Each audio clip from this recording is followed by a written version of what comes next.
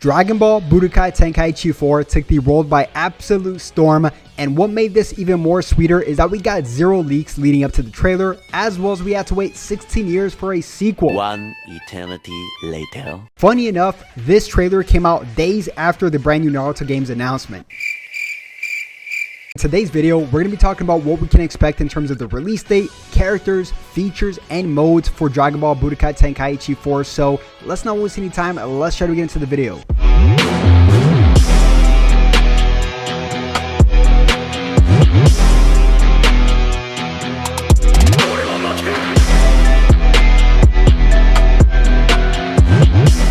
Alright guys, so Dragon Ball Budokai Tenkaichi 4 took the world by storm, and surprise, the internet is absolutely going wild for this. This game is trending in absolutely every single social media outlet you guys can possibly even imagine.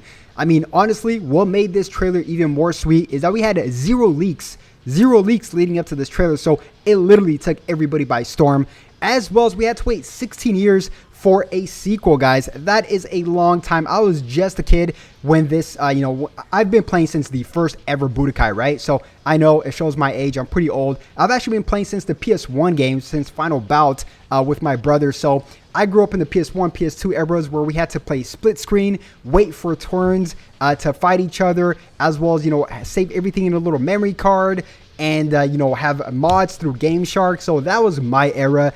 And this made it way more emotional for me because this hits a core memory in my soul. I mean, honestly, I am very excited. I'll have full coverage here on my channel with everything Budokai Tenkaichi 4. As soon as we get news and stuff like that, you guys know I'll be 100% on top of it. So, guys, in today's video, we're going to be talking about exactly what we can expect in terms of the release dates, the features of this game, the characters, the modes, absolutely everything. So if you guys do find value in today's video, make sure you guys simply like, subscribe, and all that good stuff. And by the way, comment down below right now what features, what characters, what would you like to see from Dragon Ball Budokai Tenkaichi 4.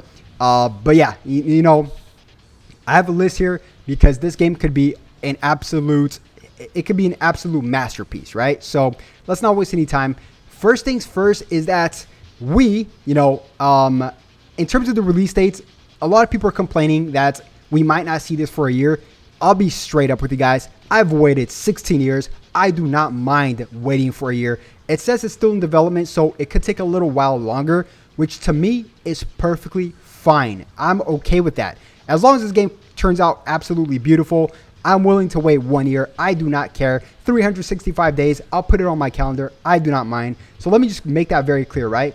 Let's just get into the features really quick because there's a lot of features that made this game epic. One of them is the beam clashes, right? Beam clashes, if you guys know, you guys know. I will have to stock up on a few PS5 controllers as well. You guys can literally just beam clash. And what made this so epic is because I feel like this specific feature brought the game into real life where we actually had to physically low-key fight the opponent physically with our hands, and whoever rotated faster was the outcome winner. So I remember absolutely having calluses on my hand, red palms as well. My controller analog always used to rip on my PS2. So this feature has to be there, as well as this feature here, the feature where you have to, bounce back beams. These little features were really cool. And this feature, everybody's talking about it, the analogs. I want to show you guys this meme really quick. I have to mute it because of the music, but yeah, you guys were, I don't know why he's using a GameCube controller, but yeah, technically this also came out for the Wii. But yeah, man, absolutely epic days. Now, in terms of everything else, in terms of features, I do want to say that we should be expecting giant characters because giant characters were actually playable back in the day. So giant characters it just makes that much more sweeter. It makes you feel like you're immersed in the game and inside the anime itself, right? And there's so many giant characters. We're talking about Cell Max. Even Orange Piccolo turned into a giant. So we might as well play with a giant Orange Piccolo, right? We got, Janemba. I mean, the Demon King Piccolo. The list just goes on, right? There's a lot of cool giant characters. And another feature I would love to see is continued multi-transformations. Can you imagine a Goku base form going to Super Saiyan 1, 2, 3, and then God, and then Super Saiyan Blue Kaioken, UI, and then MUI Goku? Can you imagine that? I know it's a little bit of an overkill, but That right there would be absolutely epic. Absolutely epic, right? Multi-transformations is a feature they need to add. Something else that they need to add for sure is going to be fusions, obviously, right? Fusions definitely need to be in the game. That's a given, right? But really quick, let's move on from features to modes, because I feel like modes is what's going to make this game really, really cool too. Besides, of course, the PvP aspect, which I'm really excited for, the ranked stuff, because I am a very competitive player. I do love PvE just as much. I would love some kind of free roam PvE mode that you guys can actually team up with co-op and your buddies and just fly around and roam around. That would be pretty cool too, since we do not have that in DBZ Kakarot. I feel like DBZ Kakarot is strictly an RPG single player game, and this game could introduce maybe even a semi-open world where you guys can fly around, walk around with a buddy or an online friend as well. That would be really, really epic. And tag team, let's talk about tag team. Tag team would actually be really cool. Now, the concern with tag team is that we do not know these certain connection issues that would entail. Now, we did get a tag team Tenkaichi at the time, but this day and age is way more different, right? So tag team, can you imagine a 2v2, you and your buddy versus another buddy and somebody else online? That would be really, really epic, where you can literally just have a 2v2 on stage at the same time. So that would make the game perfection, absolutely perfection. Then can you imagine there is a ranking system for both single PvP, tag team PvP? So the list just goes on. There's so much stuff they could do. Honestly, this game is going to be it could potentially be the best anime game ever, right? So yeah, in terms of characters, now this is pretty obvious. We all want the new characters, Beast Gohan. We all want Orange Piccolo, right? That is a given. Now, in terms of whether or not they're going to add more unique characters into the game, for example, here I said on my Twitter, if they add, like, for example, right, some wacky characters. Tenkaichi 3 had a crazy amount of characters in the game itself. And if they add false, like, for example, I want to see different characters like false Super Saiyan Goku when he fought Lord Slug.